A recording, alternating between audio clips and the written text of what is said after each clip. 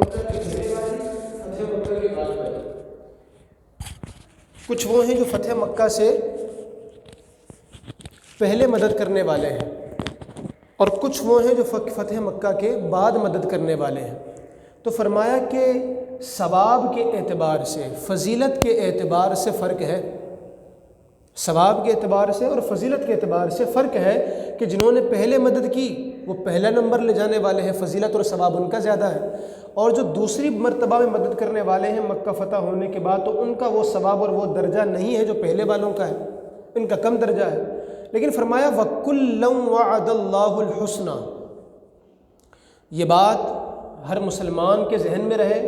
قرآن نے عقیدہ دے دیا ہم کو، وہ عقیدہ یہ ہے کہ چاہے فتح مکہ سے پہلے اسلام لانے والے صحابہ ہوں یا فتح مکہ کے بعد اسلام لانے والے صحابہ ہوں، فتح مکہ سے پہلے مسلمانوں کی مدد میں، اللہ کے دین کی مدد میں اپنا مال خرچ کرنے والے ہوں، یا غلبہ ملنے کے بعد، مکہ فتح ہونے کے بعد اللہ کے دین کی مدد میں اپنا مال خرچ کرنے والے ہوں، یوں ہی مکہ فتح ہونے سے پہلے اپنی جانوں کا نذرانہ دینے والے ہوں یا مکہ فتح ہونے کے بعد اپنی جانوں کا نذرانہ دینے والے ہوں، یوں ہی مکہ فتح ہونے سے پہلے جہاد کرنے والے ہوں یا مکہ فتح ہونے کے بعد جہاد کرنے والے ہوں۔ الغرض قرآن کریم کا مقصد یہ ہے وَكُلًّا، میرے نبی کا ہر صحابی، چاہے وہ زندگی کے جس حصے میں بھی ایمان لایا، لیکن جب ایمان لے آیا، پہلے مدد کی ہو یا بعد میں کی ہو، پہلے جہاد کیا ہو یا بعد میں کیا ہو، پہلے مال خرچ کیا ہو یا بعد میں خرچ کیا ہو، وَكُلًّا وَعَدَ اللَّهُ الْحُسْنَى، ان تمام کے تمام سب کے سب نے، کوئی فرد کوئی صحابی اس حکم سے باہر نہیں ہے، وَكُلًّا وَعَدَ اللَّهُ الْحُسْنَى، اللہ نے ان تمام سے حسنہ یعنی جنت کا وعدہ کر لیا۔ وَكُلًّا وَعَدَ اللَّهُ الْحُسْنَى، ہر صحابی سے اللہ نے جنت کا وعدہ فرما لیا ہے، اور یہ اتنی عظیم الشان بشارت ہے کہ جس کی روشنی میں اگر دیکھا جائے تو کوئی صحابی بھی دیکھیں، اللہ تبارک و تعالیٰ کا جو قرآن ہے اس میں کسی بھی حرف کی زیادتی، خواہ کی زیادتی، یا کسی بھی حرف کی کہ جس کی حاجت ہونی چاہیے اس کی کمی، دونوں چیزیں قرآن میں نہیں ہیں۔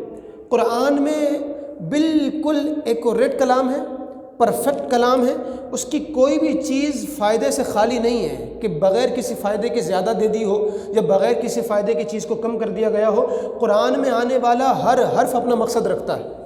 تو اس میں جب یہ فرمایا وَكُلًّا وَعَدَ اللَّهُ الْحُسْنَى، ہم بھی جب اردو میں لفظ کل استعمال کرتے ہیں تو کل کا مطلب ہوتا ہے سب کے سب۔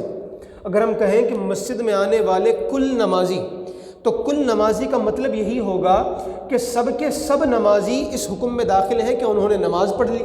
لیکن اگر ہم کہیں کہ اکثر نمازی، تو ہمیں سمجھ میں آئے گا کہ مسجد میں آنے والے ہر نمازی نے یہ کام نہیں کیا، اکثر نے کیا ہے، کچھ ایسے بھی ہیں جنہوں نے یہ کام نہیں کیا، وہ پیچھے رہ گئے۔ قرآن یہ نہیں فرما رہا کہ میرا جو جنت کا وعدہ ہے وہ چند خاص لوگوں سے ہے یا اکثر لوگوں سے ہے، کچھ ایسے بھی ہوں گے بیچ میں تھوڑے بہت کہ جو جنت میں نہیں جائیں گے معاذ اللہ۔ قرآن کہہ رہا ہے وَكُلًّا وَعَدَ اللَّهُ الْحُسْنَى، اللہ تبارک و تعالیٰ نے ہر صحابی کے متعلق جنت کا وعدہ فرما لیا۔ کوئی بھی صحابی ایسا نہیں ہے کہ جو جنت میں نہ جائے، سب کے سب بلا شبہ قطعی جنتی ہیں، سب کے سب کو جنت کا داخلہ اللہ تبارک و تعالیٰ عطا فرمائے گا۔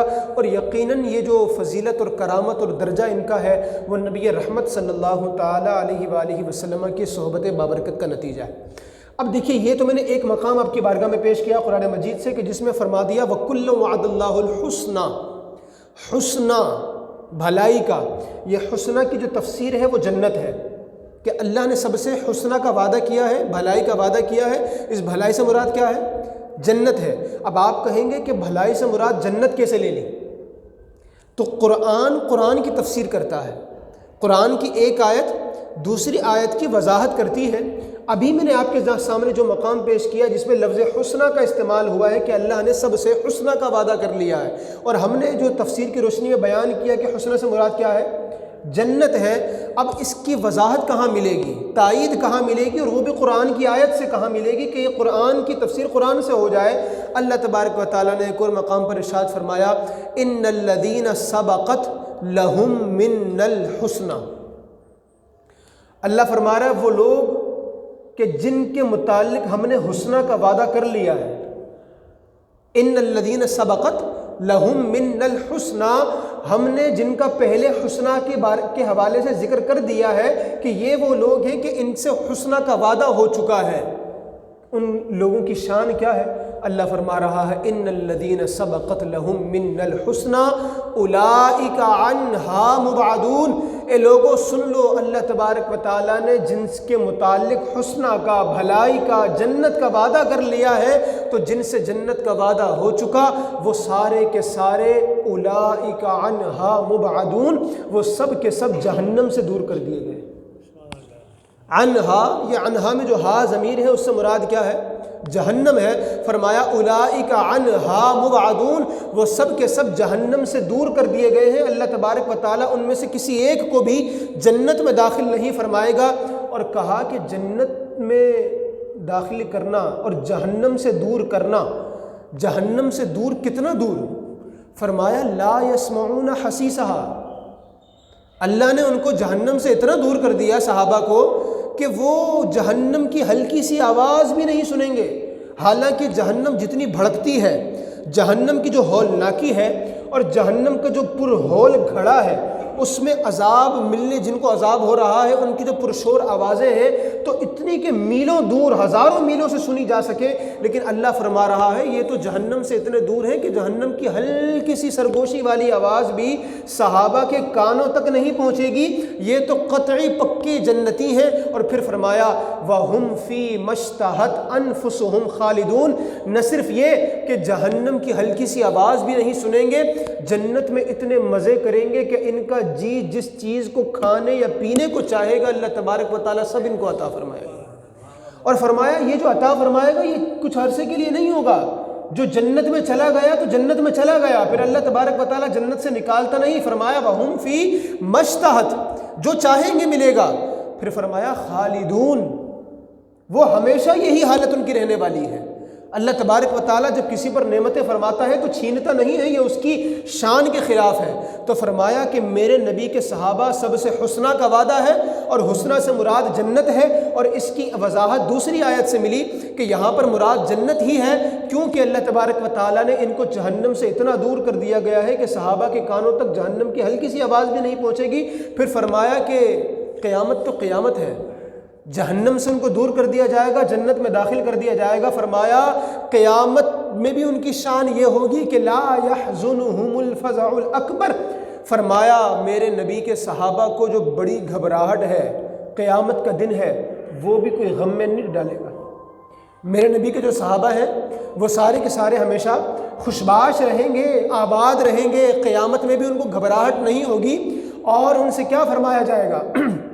فرمایا لا يحزنهم الفزع الاکبر وتتلقاهم الملائکہ، ان کو کوئی گھبراہٹ تنگ نہیں کرے گی۔ قیامت میں فرشتے ان سے ملاقات کریں گے، ان کے آگے پیچھے ہوں گے، ان کی خدمتیں کریں گے اور عرض کریں گے ذالک یومکم الذی کنتم توعدون، اور میرے نبی کے جانثار صحابہ یہی تو وہ دن ہے کہ جس دن تمہیں نعمتیں دینے کا وعدہ کیا گیا تھا۔ آج وہ دن ہے کہ رب تبارک و تعالیٰ تم پر اپنی خوب نعمتیں فرمائے گا اور تمہیں اپنی ان نعمتوں سے روشناس کروائے گا کہ جو اس نے خاص تمہارے لیے تیار کی ہیں، اور وہ نعمتیں جب تم کو دے دی جائیں گی اس کے فضل سے تو پھر کبھی واپس نہیں لی جائیں گی۔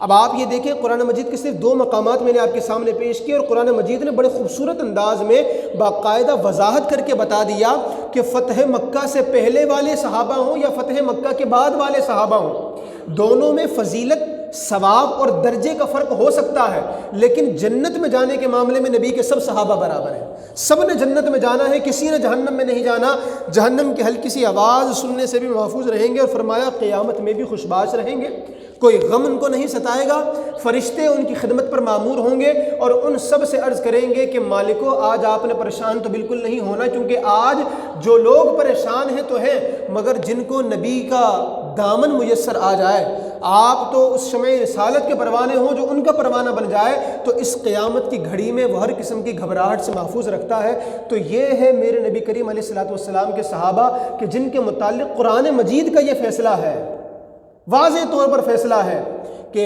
اللہ تبارک و تعالیٰ نے سب سے جنت کا وعدہ فرما لیا ہے، کسی کو بھی جہنم میں داخل نہیں فرمائے گا۔ درود پاک پڑھ لیجیے۔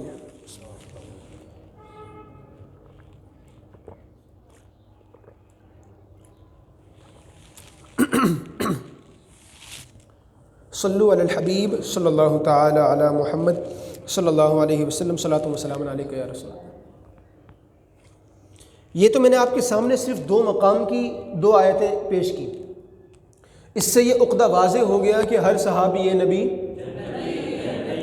نبی کا ہر صحابی جنتی ہے، اور یہ قرآن مجید کی نص سے ثابت ہے، اور اس میں اللہ نے کسی بھی ایک صحابی کو نکالا نہیں ہے۔ جو صحابی ہو گیا نا، ایک بات ہمیشہ یاد رکھیں، نبی کا جو صحابی ہے، صحابی بنتا کب ہے؟ صحابی کسے کہتے ہیں؟ صحابی کی کوئی تعریف میں کہیں یہ بات آپ نے پڑھی ہو یا کسی سے سنی ہو، کسی معتبر شخص سے، کہ جو اتنی 1000 نمازیں پڑھ لے وہ صحابی، اتنے قرآن پڑھ لے وہ صحابی، اتنے پیسے اللہ کی راہ میں خرچ کر دے وہ صحابی، اتنے مسلمانوں کی مدد کر دے وہ صحابی، اتنے مسلمانوں سے عزت سے پیش آ جائے وہ صحابی، اتنے نوافل ہوں، اتنے ذکر و اذکار ہوں، اتنے استغفار ہوں، اتنا پورا نصاب ہو، کہ سلیبس کہیں پر ہے دین کا کہ جو اتنی عبادتیں کر لے وہ صحابی بن جائے گا، اور جس کا اس سے کم رہے تو وہ صحابی کے درجے میں نہیں آئے گا۔ صحابی عمل سے بنتا ہی نہیں ہے، یہ بات ہمیشہ یاد رکھیں، صحابی عمل سے نہیں بنتا، صحابی ہمیشہ نگاہ مصطفیٰ سے بنتا ہے۔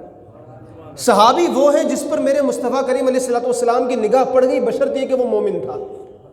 میرے آقا کریم صلی اللہ علیہ وسلم کا ایمان کی حالت میں دیدار کر لیا اور ایمان کی حالت میں دنیا سے چلا گیا، تو فرمایا وہ صحابی ہے۔ بس صحابی کی تعریف اتنی ہی ہے، نہ صحابی کی تعریف میں کہیں نماز ہے، کہیں روزہ ہے، کہیں حج ہے، کہیں زکوٰۃ صدقہ خیرات، کچھ بھی نہیں ہے، عمل سے صحابی کا تعلق ہی نہیں ہے۔ کہا کہ یہ میرا محبوب ایسا ہے کہ جس پر اس کی نگاہ پڑ گئی اللہ تبارک و تعالیٰ اسے بھی اپنا محبوب بنا لیتا ہے۔ تو بات یہ ثابت ہوئی کہ صحابی عمل سے بنتا نہیں، صحابی نگاہ مصطفیٰ سے بنتا ہے۔ جب نگاہ مصطفیٰ کی بات آ گئی تو جس کو وہ نگاہ حاصل ہوئی ایمان کی حالت میں، اور وہ دنیا سے ایمان کی حالت میں چلا گیا، قرآن مجید میں جنت کا ان سب سے وعدہ کر لیا گیا۔ اب اگر کوئی بھی شخص، اب دیکھیں میں نے آپ کو اتنی مضبوط بات بیان کر دی ہے کہ قرآن مجید میں وَكُلَّ کا ذکر ہے، کل صحابہ، ہر صحابی، قرآن مجید میں فرمایا کہ ہر صحابی نبی کریم علیہ الصلوۃ والسلام کا، ان سب سے اللہ نے جنت کا وعدہ فرما لیا ہے۔ جب ہر صحابی کی بات قرآن میں آ گئی، اور میں یہ بھی بتا چکا کہ عمل دخل یہ صحابہ کی زندگی کے لیے ہے ہی نہیں، صرف نگاہ مصطفیٰ کی حاجت ہے، وہ ان کو میسر آ گئی، تو اب وہ سب کے سب جنت کے حقدار بن گئے۔ اب مجھے بتائیے کہ جب ہر صحابی جنت کا حقدار بن چکا، اب کوئی بیوقوف کھڑا ہو جائے اور ان صحابہ کے عمل کو تولنے لگ جائے، فلاں صحابی نے یہ کیا، فلاں نے فلاں کے ساتھ یہ کیا، فلاں نے فلاں کو یہ حق نہیں دیا، فلاں نے فلاں کا یہ حق چھین لیا، فلاں نے فلاں کے ساتھ لڑائی کی، فلاں نے فلاں سے ایسا کہہ دیا، فلاں نے فلاں کے ساتھ ایسا کر دیا، تو بات یہ ہے کہ جتنی بھی باتیں آئیں گی عمل پہ بات آئیں گی۔ ہم ان سے سمپل ایک بات کرتے ہیں، ابھی ہم بات حدیث کی بھی نہیں کرتے، ابھی ہم بات تاریخی روایات کی بھی نہیں کرتے، ہم بات صرف اتنی رکھتے ہیں کہ اپنی ساری دلیلیں، ساری باتیں اپنے تک رکھو، تم جس کا بھی قول لے کر آ جاؤ وہ کسی کا قول ہوگا۔ ہم یہاں پر تاریخی روایات کی نہیں، ہم قرآن کی آیات کی بات کر رہے ہیں۔ قرآنی آیات میں جب اللہ تبارک و تعالیٰ نے فرما دیا کہ جو صحابی ہے تو وہ جنتی ہے، بس تو ہم بھی بس یہی کہتے ہیں کہ جب صحابی جنتی ہو گیا تو کسی جنتی شخص کے متعلق کمزور بات کرنا، ایسی بات کرنا جو جنتی کی شان کے لائق نہ ہو، یہ کہاں کی عقل مندی ہے۔ آج اگر کوئی عام مسلمان دنیا سے چلا جائے تو ہم کیا کہتے ہیں کہ یار اب تو دنیا سے چلا گیا یار، بھلے ٹھیک ہے زندگی میں جس کے ساتھ جو بھی کیا تو اب اس کا اچھے لفظوں میں ذکر کرو۔ نبی کریم علیہ السلام نے بھی حدیث پاک میں فرمایا کہ اپنے مردوں کو اچھے الفاظ میں یاد کیا کرو، کہ ان مردوں کو جو لوگ ہوتے ہیں ان کی رائے کے مطابق اس کے ساتھ معاملہ کیا جاتا ہے۔ کہ ایک جنازہ گزرا، لوگوں نے کہا کتنا برا تھا، نبی کریم علیہ السلام نے ارشاد فرمایا وجبت۔ ایک اور جنازہ گزرا، لوگوں نے کہا کتنا اچھا انسان تھا، میرے آقا کریم علیہ السلام نے فرمایا کہ وجبت۔ صحابہ نے عرض کی یا رسول اللہ کیا واجب ہو گئی، کیا ثابت ہو گئی، کس چیز کا حقدار ہو گیا؟ کہا پہلے جنازہ گزرا، لوگوں نے کہا کتنا برا آدمی تھا، اس کے لیے اللہ نے جہنم لکھ دی، اور دوسرا گزرا تو لوگوں نے کہا کتنا اچھا آدمی تھا، اللہ نے اس کے لیے جنت لکھ دی۔ تو بات یہ ہے کہ لوگوں کے رویوں اور ان کی رائے کے مطابق اللہ تبارک و تعالیٰ مردوں کے ساتھ معاملہ فرماتا ہے۔ تو ہم تو عام لوگوں کے بارے میں یہ بات کرتے ہیں جو دنیا سے چلا جائے کہ بھائی اب تو چلا گیا دنیا سے، کوئی برائی کی بھی تھی تو اب ذکر نہیں کرو، اس کی اچھائیاں ہی ذکر کرو، کہ مرنے والے کو اچھے الفاظ سے یاد کرنا چاہیے۔ تو میں پوچھتا ہوں آج کا جو ہمارا عام مسلمان ہے 1450 سال بعد دنیا میں آنے والا ہے، وہ دنیا سے جائے تو ہم یہ رعایت رکھیں کہ اس کا اچھے لفظوں میں ذکر کرے، تو وہ کہ جو نبی کریم علیہ السلام کا صحبت یافتہ ہو، نبی کریم علیہ السلام کا چہرہ زیبا دیکھ کر کلمہ پڑھنے والا ہو، جس کی شان میرے آقا خود بیان کرنے والے ہوں، جس کی شان قرآن خود بیان کرنے والا ہو، جن کو میرے آقا فرمائے کہ ساری امت مقتدی ہے، میرا ہر صحابی امت کا امام ہے، کسی ایک امام کو بھی چن لوگے تو اللہ تبارک و تعالیٰ جنت عطا فرمائے گا، ہدایت عطا فرمائے گا، جن کی اتنی بلند و بالا شانیں ہو، تو پھر آج کے ان مینڈکوں کو، ان چوہوں کو، ان بچوں کو یہ زیب دیتا ہے کہ وہ اتنے جلیل القدر صحابہ کے بارے میں یہ باتیں کرتے نظر آئیں کہ فلاں نے ایسا کیا، فلاں نے ایسا کیا۔ ہم یہ کہتے ہیں کہ یہ ساری باتیں تب ہوتی کہ جب ان لوگوں کو جنت ملنا ان کے عمل پر موقوف ہوتا، جس پر مصطفیٰ کی نگاہ پڑ جائے تو عمل سے تعلق ختم ہو جاتا ہے، صرف نگاہ مصطفیٰ کی وجہ سے اللہ تبارک و تعالیٰ ان کو جنت عطا فرما دیتا ہے۔ مالک جنت کی جنت والی نظر پڑ جانا، مالک جنت کی صرف ان پر نظر پڑ جانا ان کو جنت میں داخل کرنے کا سبب بن جاتا ہے، عمل وہاں پر ضروری نہیں رہتے۔ یہی وجہ ہے کہ سارے صحابہ کرام سے اللہ تبارک و تعالیٰ نے جنت کا وعدہ کر لیا۔ پھر لوگ کچھ کہتے ہیں کہ حضرت اگر ایسی ہی بات ہے تو پھر عشرہ مبشرہ کیا چیز ہے؟ اگر ہر صحابی جنتی ہے تو عشرہ مبشرہ کا کیا مطلب ہے؟ کہ وہ 10 صحابہ جن کو میرے آقا کریم صلی اللہ علیہ وسلم نے دنیا میں ہی جنت کی بشارت دے دی ہے، اگر آپ یہ کہتے ہو کہ ہر صحابی جنتی ہے تو پھر یہ 10 کہاں سے آئے؟ یہ عشرہ مبشرہ کا مطلب کیا ہے؟ میں نے کہا عشرہ مبشرہ کا مطلب یہ نہیں کہ صرف یہ 10 لوگ ہیں جن کو میرے آقا نے دنیا میں جنت کی بشارت عطا فرمائی ہے۔ عشرہ مبشرہ کا مطلب یہ ہے کہ ایک ہی محفل کے اندر، ایک ہی مجلس کے اندر میرے آقا کریم صلی اللہ علیہ وسلم نے جن 10 کا نام لے کر فرمایا کہ فلاں بھی جنتی، فلاں بھی جنتی، فلاں بھی جنتی، فلاں بھی جنتی، تو یہ وہ 10 صحابہ ہیں جن کو ایک ہی محفل میں جنت کا پروانہ ملا۔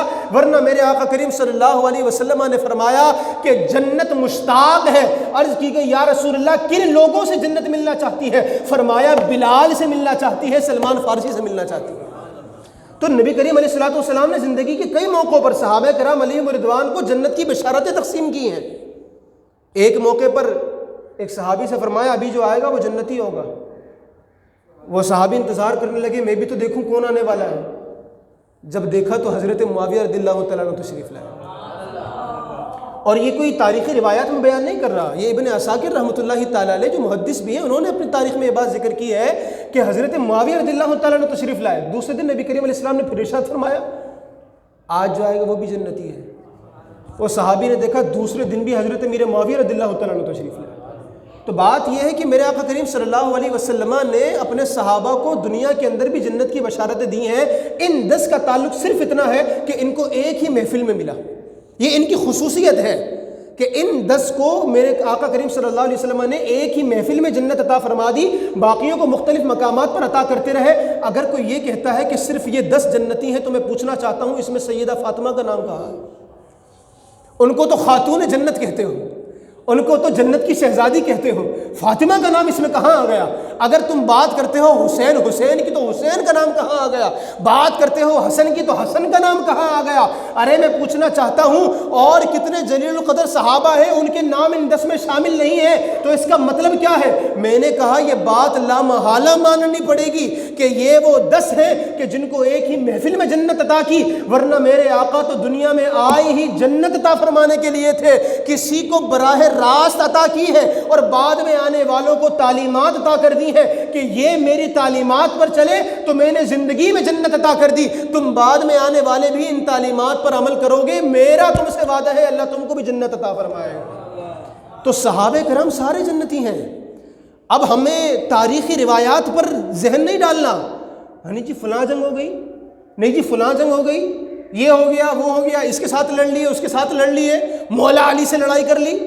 میرے آقا کریم صلی اللہ علیہ وسلم کی بارگاہ میں ایک مرتبہ حضرت امیر معاویہ اور مولا علی یہ دونوں موجود تھے۔ مولا علی رضی اللہ تعالیٰ عنہ اور امیر معاویہ رضی اللہ تعالیٰ عنہ کے سامنے میرے آقا کریم صلی اللہ علیہ وسلم نے حضرت معاویہ سے پوچھا، معاویہ تمہیں علی سے محبت ہے؟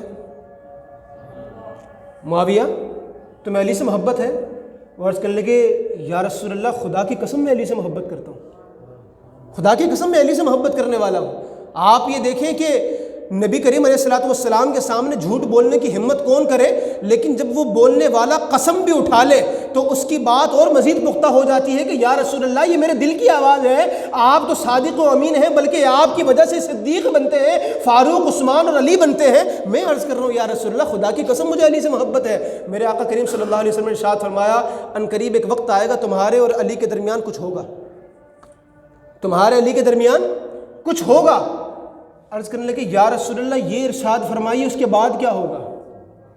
آپ نے فرما دیا تو ہونا ہی ہونا ہے، کیونکہ آپ تو غیب کی خبریں دینے والے ہیں اور ہم تو آپ پر اسی لیے ایمان لے آئے کہ نبی ہوتا ہی وہ ہے جو غیب کی خبریں دینے والا ہے۔ تو یا رسول اللہ بعد میں کیا ہوگا؟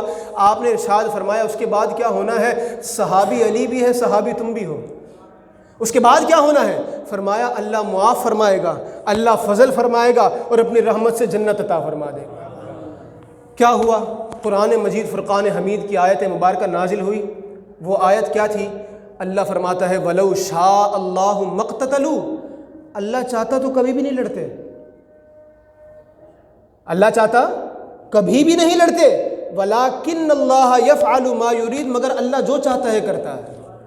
تو بات یہ ہے کہ اگر یہ لڑائیاں ہوئی ہیں، جنگیں ہوئی ہیں، جو بھی معاملات ہوئے ان کے آپس کے، تو یہ ان بڑوں کے معاملات تھے اور اللہ کی مرضی سے معاملات تھے، اور اس میں سدھا حکمتیں تھیں۔ میں آپ کو یہ بات وضاحت سے بتانا چاہتا ہوں کہ میں زیادہ ڈیپ میں نہیں جانا چاہتا، ایک بہت موٹی سی بات کر رہا ہوں کہ اگر یہ صحابہ کے آپسی منازعات مشاجرات نہ ہوتے، خدا کی قسم ہمیں حب علی کی آڑ میں بغض معاویہ دکھانے والے لوگوں کا فرقہ پتہ نہیں چلتا۔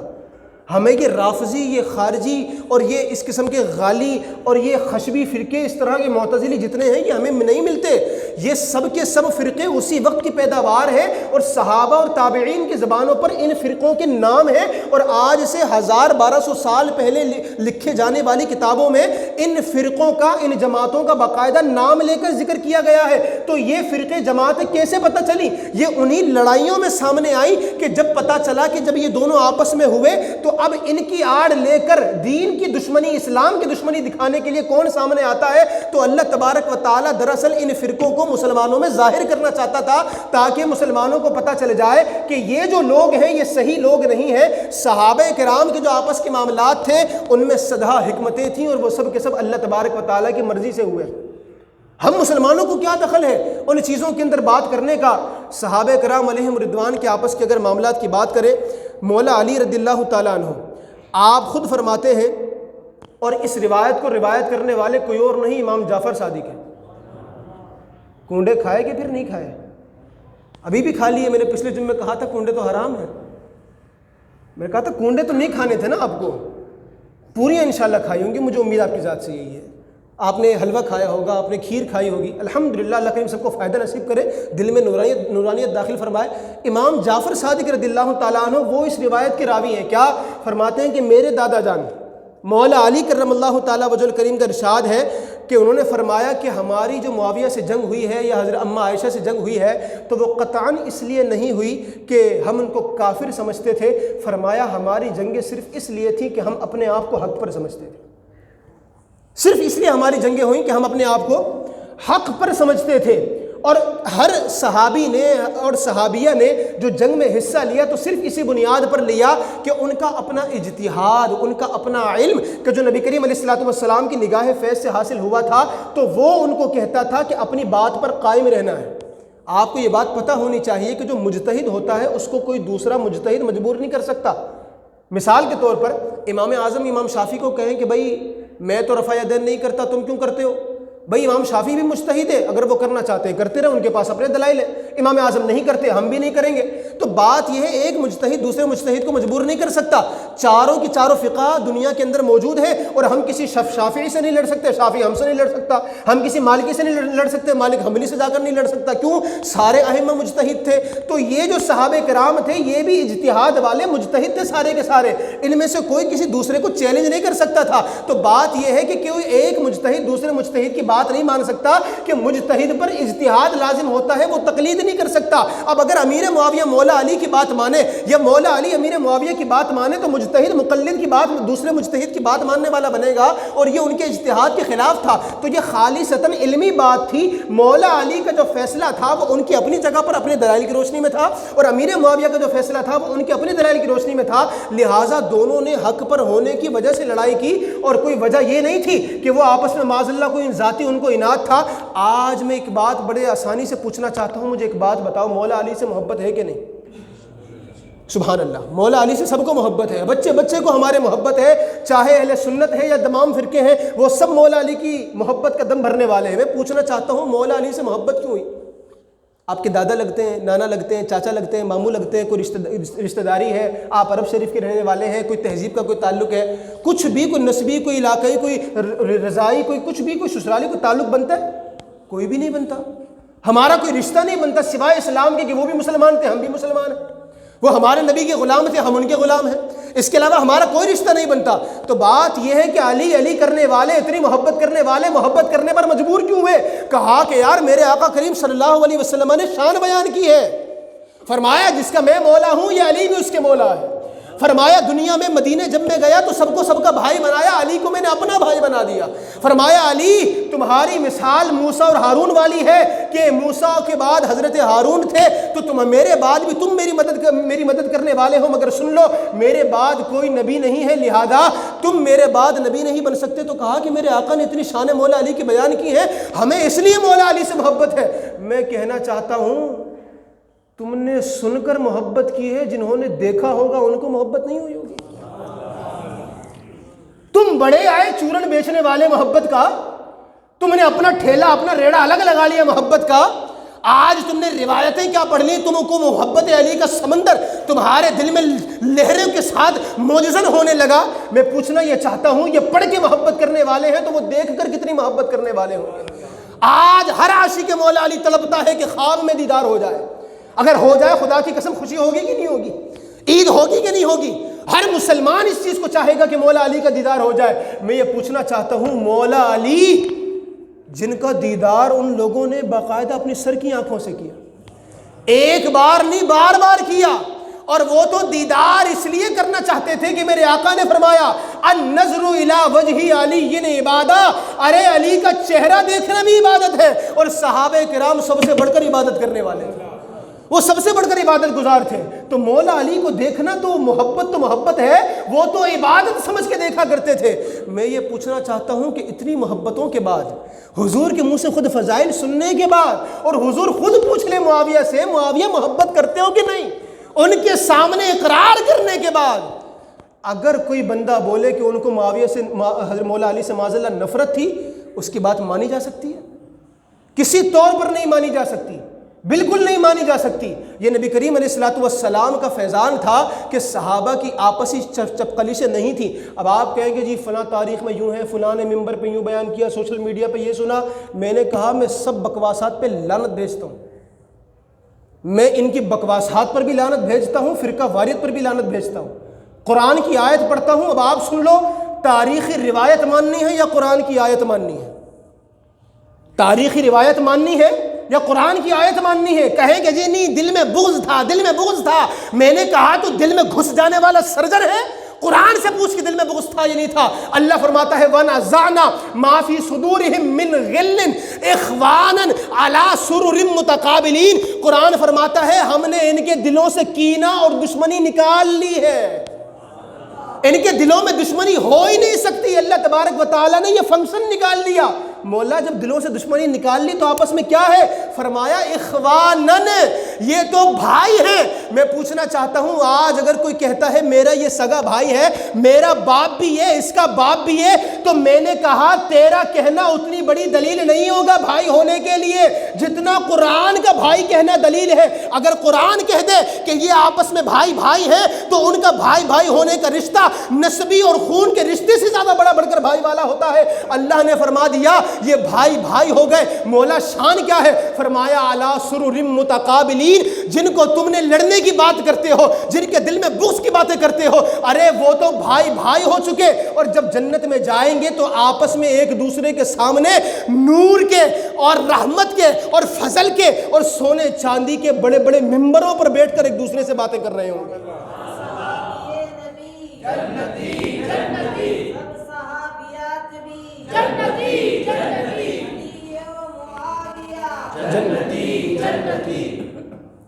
بات یہ ہے کہ جب قرآن بیان کر دے دل میں کینہ نہیں ہے تو پھر یہ کہاں سے اٹھ گئے دلوں کو چیرنے والے؟ نہیں جی بخاری میں یوں ہے، نہیں جی مسلم میں یوں ہے، فلاں تاریخ میں یوں ہے۔ میں نے کہا یہ ساری چیزیں ہم نہیں سننے والے، یہ سب لوگ بندے تھے، ہم بندوں کی بات نہیں کر رہے، ہم بات کر رہے ہیں تو رب کے قرآن کی بات کر رہے ہیں۔ جب قرآن فرما دے کہ یہ آپس میں کوئی دشمنی نہیں تو مولا ہم مانتے ہیں کوئی دشمنی نہیں ہے۔ قرآن فرما دے یہ آپس میں بھائی بھائی ہیں تو مولا یہ بھائی بھائی ہیں۔ قرآن فرما دے ہر صحابی سے میں نے جنت کا وعدہ کر لیا ہے تو مولا تجھ سے بڑھ کر وعدہ پورا کرنے والا کون ہے؟ جب اللہ نے وعدہ فرما لیا تو اللہ تبارک و تعالیٰ جنت عطا فرمانے والا ہے۔ اور سنو، جو یہ لوگ یہ کہتے ہیں کہ ان کے دل میں آپس میں بڑی ایک دوسرے کے بغض تھا، نفرت تھی، معاذ اللہ، ایک روایت میں آپ کو سناتا ہوں کہ جس وقت جنگ صفین کی تیاریاں چل رہی تھی نا، تو اس وقت جو روم کا بادشاہ تھا اس کو یہ بات پتہ چلی نا کہ علی اور معاویہ رضی اللہ تعالیٰ عنہما ان کے آپس میں کچھ ہونے والا ہے، مثلا تیاریاں چل رہی ہیں، لشکر تیار ہو رہے ہیں۔ اس نے بولا یہ اچھا موقع ہے، اچھا موقع ہے، ابھی جو نا کچھ شہروں پر حملہ کرتے ہیں، ان کا آپسی اس وقت نزاع بنا ہوا ہے، لڑائی جھگڑا بنا ہوا ہے، تو ہم آسانی سے کچھ شہروں پر قبضہ کر لیں گے اور ان لوگوں کو پچھاڑ دیں گے، چونکہ ابھی خانہ جنگی چل رہی ہے۔ جب یہ بادشاہ روم کی بات امیر معاویہ کو پہنچی نا، آپ نے پتہ ہے کیا فرمایا؟ آپ نے فرمایا یا لعین، خط لکھا اس کو، خط خان سے شروع کیا ہے، یا لعین اور ملعون اور لعنتی۔ کیا لفظ ہے بھئی؟ آپ کو کوئی ڈر ہے؟ آپ کہہ سکتے ہیں کھل کے، کیا کہا؟ یہ صحابی کے الفاظ ہیں، کیا کہا؟ لعنتی۔ اور یہ لعنتی کہا امیر معاویہ نے بادشاہ روم کو، کس بنا پر؟ کہ اس نے یہ کہا کہ ان کی آپسی جنگیں چل رہی ہیں تو میں کچھ بیچ میں جا کر حملہ کروں تو شہر فتح کر لوں گا۔ ہم یہ کہنا چاہتے ہیں جو علی اور معاویہ کی لڑائی کروانا چاہتے ہیں یا ان کی لڑائی سے خوش ہونے والے ہیں، ان کے لیے ہمارا بھی یہی جملہ ہے کہ یا لعین، او لعنتیوں، او جہنم کے کتوں، ہم یہ بات ڈنکے کی چوٹ پر کہنا چاہتے ہیں، علی اور معاویہ آپس میں دشمن نہیں، بھائی بھائی ہیں، آپس میں صحابی ہیں، آپس میں رشتہ دار ہیں، اور اللہ تبارک و تعالیٰ نے دونوں سے جنت کا وعدہ فرما لیا ہے۔ تو آپ نے فرمایا او لعنتی، کیا سمجھتا ہے علی اور معاویہ کی جنگ آپس میں دشمنی کی وجہ سے ہے؟ کہا ہماری لڑائی اس لیے کہ میں سمجھتا ہوں کہ قتل عثمان کے قصاص کے معاملے میں میں حق پر ہوں، اور علی یہ سمجھتے ہیں کہ قتل عثمان کے قصاص میں میں حق پر ہوں۔ تو کہا اپنا اپنا موقف ہے اور ہم مجتہد ہیں، اجتہاد کریں گے، کسی کی بات نہیں مان سکتے، ہماری لڑائی اس وجہ سے۔ لیکن اگر تو یہ سوچے خانہ جنگی ہے، اچھا موقع ہے بیچ میں کودنے کا، تو کہا میں لڑائی چھوڑوں گا اور مولا علی کا لشکر بھی ساتھ ملا کر تمہاری اینٹ سے اینٹ بجا کے رکھ دوں گا۔ تو یہ جو لڑائی کرنے والے ہیں ان سب پر تو امیر معاویہ اور مولا علی خود لعنتیں بھیجتے رہے ہیں۔ اب اگر آج ہم بھی بھیج دیں تو ہم تو سنت ادا کر رہے ہیں، بھائی ہم کو کیوں بھی باتیں کی جاتی ہیں کہ جناب یہ آپ کو زیب نہیں دیتا؟ میں نے کہا ہمیں ہی تو زیب دیتا ہے۔ جس نے قرآن نہیں پڑھا، جس نے حدیث نہیں پڑھی، جس نے صحابہ کی باتیں تعلیمات نہیں پڑھی، اس کو کہاں سے زیب دے گا؟ اس کو تو پتہ نہیں ہوگا۔ یہ باتیں بتائے گا وہ جو پڑھے گا پھر بتائے گا نا۔ تو میں نے کہا پڑھنے والے ہم ہیں تو بتانا بھی ہم کو زیب دیتا ہے، اور جو کچھ پڑھتے نہیں ہیں، ادھر سے سنا ادھر سے سنا، آن لائن تعلیمیں حاصل کر رہے ہیں، آن لائن سب کچھ بن رہے ہیں، تو میں نے کہا تم شاباش آن لائن ہی رہو، یہاں پر آف لائن آؤ گے نا ہمارے پاس تو پھر معاملات خراب ہوں گے۔ یہ بات ہمیشہ یاد رکھنا، صحابہ کے متعلق کسی ایرے غیرے نتھو خیرے کو بکواس کرنے کی ضرورت نہیں ہے کسی کو۔ دیکھیں میں یہ بات بالکل ڈنکے کی چوٹ پر واضح کر کے کہہ رہا ہوں، صحابہ کے متعلق کسی بھی صحابی کے متعلق کوئی کچھ بھی کہے تو بکواس ہے، اسے بات نہیں کہا جا سکتا، وہ بکواس ہے۔ بلکہ میں ایک درجہ اوپر پڑھ کے بولتا ہوں کہ وہ بکواس نہیں، وہ بھونکنا ہے۔ اور بھونکنے کا کام کتوں کا ہوتا ہے، لہذا جس طرح کتوں کو شیشی کر کے بھگایا جاتا ہے، جہاں نظر آئے تو ہاتھ کا اشارہ کیا جاتا ہے، لات ماری جاتی ہے، پتھر اٹھا کے دے مارا جاتا ہے، کوشش کرے تو اس کو کتا مار مہم کے ذریعے مارا جاتا ہے۔ تو میں یہ کہنا چاہتا ہوں جو صحابہ پر بھونکے انجام اس کا بھی یہی ہے کہ اس کو مار دیا جائے، اس کو بھگا دیا جائے اور اس کو شیشی کر کے دفع کر دیا جائے، کہ جو صحابہ پر بھونکے وہ اصلی کتے سے بڑا زیادہ کتا اور بہت زیادہ خبیث ہوا کرتا ہے۔ یہ ہمیشہ اپنے ذہنوں میں بات بٹھائیں، اس معاملے میں جو کمپرومائز کرتے ہیں نا، آپ جاؤ سوشل میڈیا کی ویڈیوز پر، وہاں نیچے کمنٹ کرنے والے موجود ہوں گے، معاویہ نے یہ کیا، معاویہ نے، میں نے کہا تمہیں پتہ ہے معاویہ ہے کون ہے معاویہ؟ ان کی بہن کے بارے میں پتہ ہے؟ ام حبیبہ، ان کی بہن، امیر معاویہ کی سگی بہن، ابو سفیان کی بیٹی، وہ کون ہے؟ میں نے کہا تمہاری ماں ہے، ام المومنین ہے، میرے آقا کریم علیہ السلام کی زوجہ ہے۔ جو ماں ہوتی ہے اس کا بھائی کون ہوتا ہے؟ ارے کھل کے بولو، کون ہوتا ہے؟ میں نے کہا ان کا لقب کتابوں میں لکھا ہے خال المؤمنین، یہ مومنوں کے ماموں ہیں۔ آج اپنے ماموں سے محبت کرنے والوں، ان ماموں سے محبت کرنا بدرجہ اولا کرنی پڑے گی کہ جن کو مسلمانوں کا ماموں فرمایا گیا ہے۔ کیوں؟ کہ ام حبیبہ رضی اللہ تعالیٰ عنہ کے بھائی ہیں۔ اور جب ایک مرتبہ میرے آقا کریم صلی اللہ علیہ وسلم کاشان اقدس میں آئے، امیر معاویہ ام حبیبہ کی گود میں سر رکھ کے آرام کر رہے تھے، تو یہ منظر دیکھا میرے آقا نے، تو ام حبیبہ سے پوچھا، ام حبیبہ یہ بتاؤ معاویہ سے محبت کرتی ہو؟ اب ذہن میں لانا جو پہلے روایت بیان کی کہ جب مولا علی اور امیر معاویہ بیٹھے ہوئے ہیں تو حضور امیر معاویہ سے پوچھ رہے ہیں علی سے محبت کرتے ہو کہ نہیں، تو وہاں پر یہ بات ہوئی۔ اب یہاں پر دوسرے تناظر میں جب امیر معاویہ لیٹے ہوئے ہیں، ام حبیبہ سر سہلا رہی ہیں، تو ام حبیبہ سے حضور پوچھ رہے ہیں اپنی بیوی سے، یہ بتاؤ ام حبیبہ معاویہ سے محبت کرتی ہو؟ عرض کرنے لگی یا رسول اللہ ہر بہن کو اپنے بھائی سے محبت ہوتی ہے۔ میرے آقا نے فرمایا بہن بھائیوں والی تو محبت چلتی ہے، وہ تو خونی رشتے کی وجہ سے ہے۔ اے ام حبیبہ سن، اسلام کی وجہ سے بھی معاویہ سے محبت کرنے لگ جا۔ کیوں؟ کہا اللہ بھی معاویہ سے محبت کرتا ہے، رسول بھی معاویہ سے محبت کرتا ہے، ارے فرشتوں کا سردار بھی معاویہ سے محبت کرنے والا ہے۔ یہ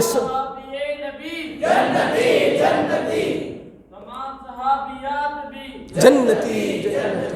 تو میں نے کہا یہ محبت کا جو درس ہے یہ تو ہمیں بارگاہ رسالت سے ملا ہے، امیر معاویہ رضی اللہ تعالیٰ عنہ سے محبت کرنے کا۔ اور جہاں تک بات کریں ان محبت کرنے والوں کی اور ان کے انداز کی، تو میں یہ کہنا چاہتا ہوں ان سب لوگوں نے جو امیر معاویہ کے خلاف ہیں، انہوں نے بھی اپنی کتابوں میں جب سیرت امیر معاویہ لکھی نا، تو یہ بات یہ بھی لکھنے پر مجبور ہو گئے کہ امیر معاویہ کا حلم بڑا مشہور تھا۔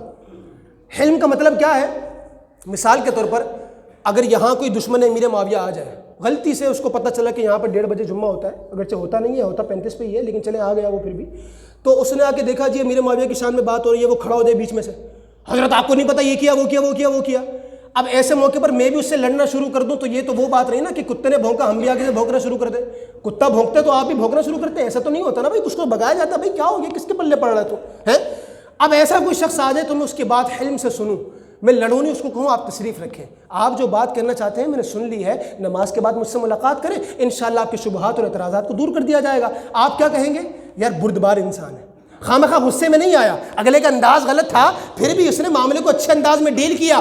امیر معاویہ رضی اللہ تعالی عنہ حلیم تھے، ان کے بارے میں لکھا گیا ہے بردبار تھے، اور کوئی کمزور بات ان کے سامنے کرتا تھا تو اس کی بات کو برداشت کرنے والے تھے۔ یہ امیر معاویہ رضی اللہ تعالیٰ عنہ کی ذات تھی، بات بات پہ غصے میں آنے والے نہیں تھے، سلطان اسلام تھے، بادشاہ اسلام تھے۔ ان کو عرب کا کسرا، کہ جس طرح کسرا بادشاہ تھا تو کہا یہ عرب کے بادشاہ ہیں، ان کو اللہ نے ایسی وجاہت ایسی خوبصورتی عطا فرمائی ہے۔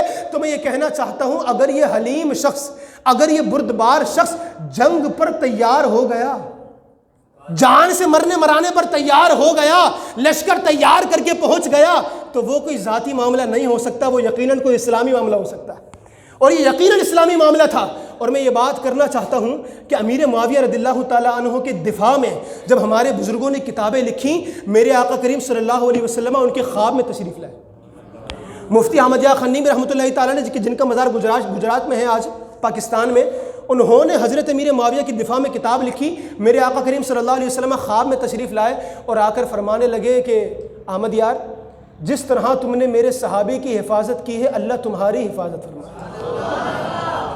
جس طرح تمہیں میرے صحابی کی حفاظت کی ہے، اللہ تبارک و تعالیٰ تمہاری حفاظت فرمائے۔ اسی طرح ایک اور بزرگ ہیں جن کے بارے میں لکھا گیا کہ وہ ابدال اولیاء میں سے تھے، بڑا ان کا مقام تھا۔ ان کے بارے میں آتا ہے انہوں نے فضائل امیر معاویہ پر ایک کتاب لکھی، فضائل امیر معاویہ پر ایک کتاب لکھی، اس کتاب کو چویا کھا گئی۔ اور یہ میں کوئی کمزور بات نہیں کر رہا، امام ذہبی رحمۃ اللہ تعالیٰ علیہ کہ جو جس بندے کو کہہ دے اوکے ہے تو وہ اوکے ہے، جس حدیث کو کہہ دیں وہ اوکے ہے تو اوکے ہے، جس کتاب کو کہہ دیں کہ اوکے ہے تو وہ اوکے ہوتی ہے۔ امام ذہبی نے اس واقعے کو لکھا کہ وہ فضائل امیر معاویہ والی جو حدیث کی کتاب تھی جو محدث نے لکھی وہ چویا کھا گئی۔ جب ان محدث کو پتہ چلا تو آپ نے دعا کی کہ اللہ اسے مار دے، موت دے دے، تو کہا کہ وہ چویا چھت کی طرف تھی، اسی وقت زمین سے گر پڑی اور تڑپ تڑپ کے مر گئی۔ اور اس بات کو بیان کرنے والے جو شخص ہے وہ کہہ رہے ہیں کہ میں خود موجود تھا، میری آنکھوں کے سامنے یہ واقعہ ہوا۔ تو میں یہ بات کہنا چاہتا ہوں، امیر معاویہ سے اگر جلن ہوتی ہے تو چویا کو ہوتی ہے، اگر تکلیف ہوتی ہے تو چیٹیوں کو ہوتی ہے، اگر درد ہوتا ہے تو کھٹملوں کو ہوتا ہے۔ تو میں نے کہا الحمدللہ ہمارے پاس تو چویا مار اسپرے آ گئے، چویا مار گولیاں آ گئی، کھٹمل مار دوائیاں آ گئیں۔ تو یہ سارے اسپرے دوائیاں اور یہ سارے گیجٹس حاصل کرو، اپنے گھر میں رکھو، لوگوں تک رہنمائی کرو کہ ان لوگوں سے اپنے آپ کو بچاؤ کہ امیر معاویہ وہ ہیں کہ اللہ تبارک و تعالیٰ کے حبیب نے فرمایا اللہم اجعلہ ہادیا مہدیا، اے اللہ میرے معاویہ کو ہدایت یافتہ بنا، اس کو ہادی بنا کہ جو اس کی ذات سے جڑ جائے اللہ تبارک و تعالیٰ اس کو بھی ہدایت عطا فرما دیتا۔ تو میں نے کہا امیر معاویہ رضی اللہ تعالیٰ عنہ سے محبت رکھنا یہ ہمارا فرض ہے۔ اور مولا علی رضی اللہ تعالیٰ عنہ تو خواب میں آ کر مجدد الف ثانی کے ذریعے اس شخص کو تھپڑ لگواتے ہیں کہ جو امیر معاویہ سے بغض رکھنے والا ہو۔ ایک شخص نے مکتوبات شریف مجدد الف ثانی کی کتاب پڑھ کر اس میں امیر معاویہ کا ذکر تھا، مکتوبات پھینک دی، مجدد الف ثانی کی کتاب۔ خواب میں آ گئے مجدد الف ثانی اور آ کر کہنے لگے تو معاویہ کی وجہ سے تو نے میری کتاب پھینکی، علی کے معاملے نا علی کے پاس لے کے چلتا ہوں۔